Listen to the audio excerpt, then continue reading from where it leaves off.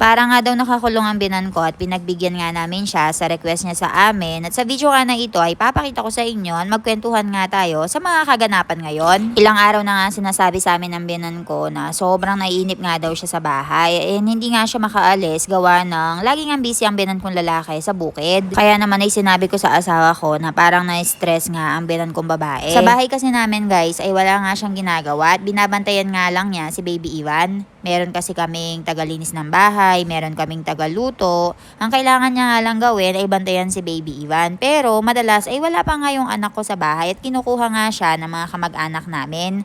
Kaya naman ay sobrang naiinip talaga siya. Kaya naman ngayon na nagkaroon nga ng long vacation ang asawa ko ay napagbigyan nga namin ang request ng binan ko at nag-travel nga kami. Mula nga sa bahay namin ay kailangan nga namin mag-travel ng 17 hours via car papunta nga ng Goa. Sobrang nakakatuwa talaga yung naging reaction ng binan ko nang sinabi namin na magta-travel nga kami at parang nga kumislap yung mga mata niya. Sobrang sabik na sabik talaga siya na lumabas ng bahay.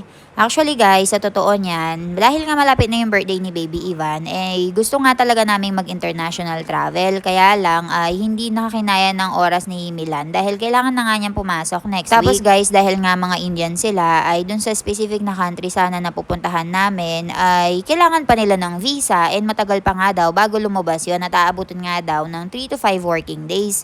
Kaya naman ay hindi na rin kami natuloy. Ang gusto nga daw puntahan ng binan ko ay beach, kaya naman ay nagpunta kami doon sa Goa. Pero bago nga daw kami pumunta ng Goa ay mag-stop over kami sa iba't ibang mga attractions in between.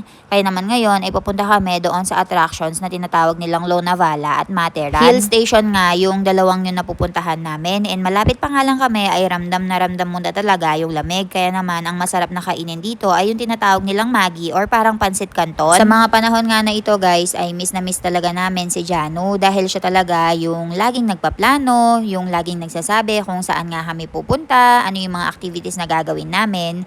This time ay nangangapa nga kaming apat.